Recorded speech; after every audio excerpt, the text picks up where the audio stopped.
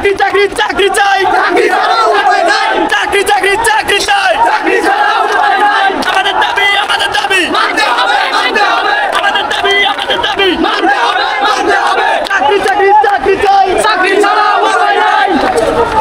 দাঁড়িয়ে আছি ঢাকা ইপিজেড এখানে কিন্তু আমার আশেপাশে যেগুলো লোক দেখতেছে সবাই কিন্তু চাকরির জন্য আসছে। এখানে কিন্তু হাজার হাজার মানুষ কিন্তু এখানে আছে। আমি একটু ওনাদের সঙ্গে কথা বলার চেষ্টা করব যে আসলে এখানে মানে নিয়োগ কি আছে না নাই সে সম্বন্ধে আমি একটু ওনাদের সঙ্গে কথা বলতে চেষ্টা করব।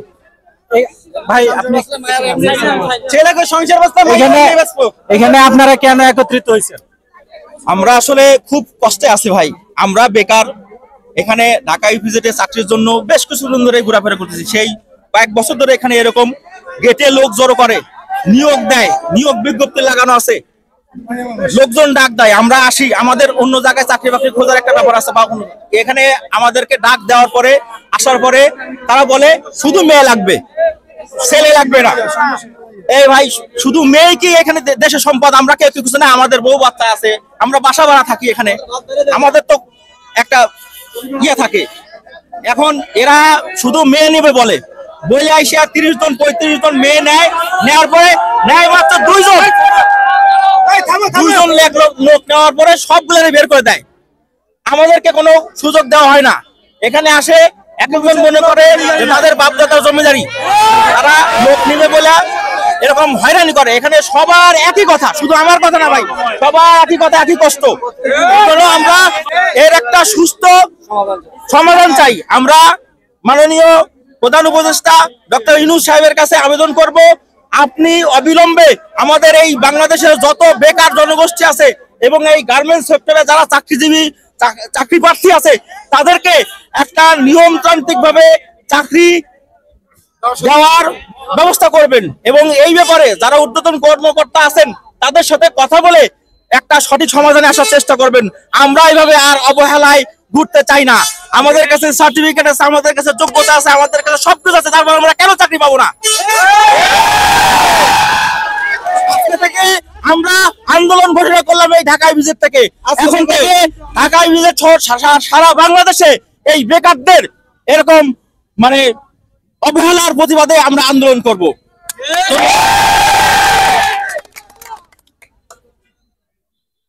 আপনারা আসলে দেখতে পারতেছেন এখানে কিন্তু হাজার হাজার মানুষ আছে, কিন্তু এখানে এই ঢাকা ইপিজেডের ভিতরে কিন্তু নিয়োগ নাই। হয়তো দেখা যায় যে যদি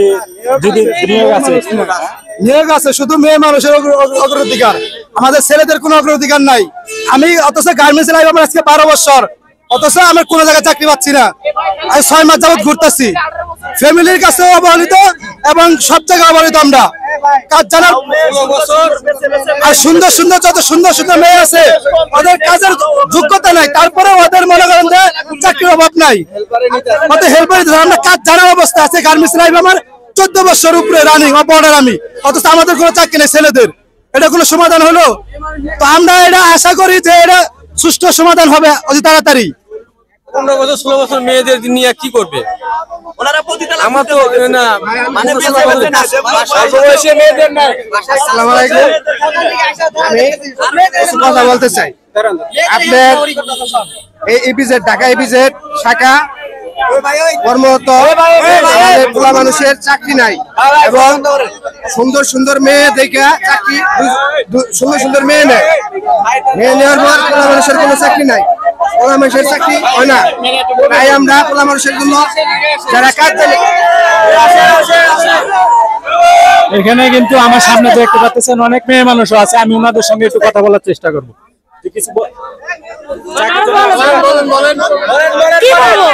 শুধু সুন্দর মেয়ে গো পাইছে পাইছে না, কোন বয়স বেশি হলে নেয় না, বয়স কম হলে নেয় না, শুধু এক বয়সী মাইয়া নেয়।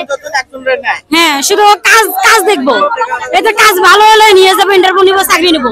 সুন্দর মেয়ে কি করবো, ফোন নাম্বার কি করবো? এরা এখন তো গুরুত্ব হয় না, এরা কি নিয়ে শুয়ে থাকবো? সুন্দর মেয়ে গো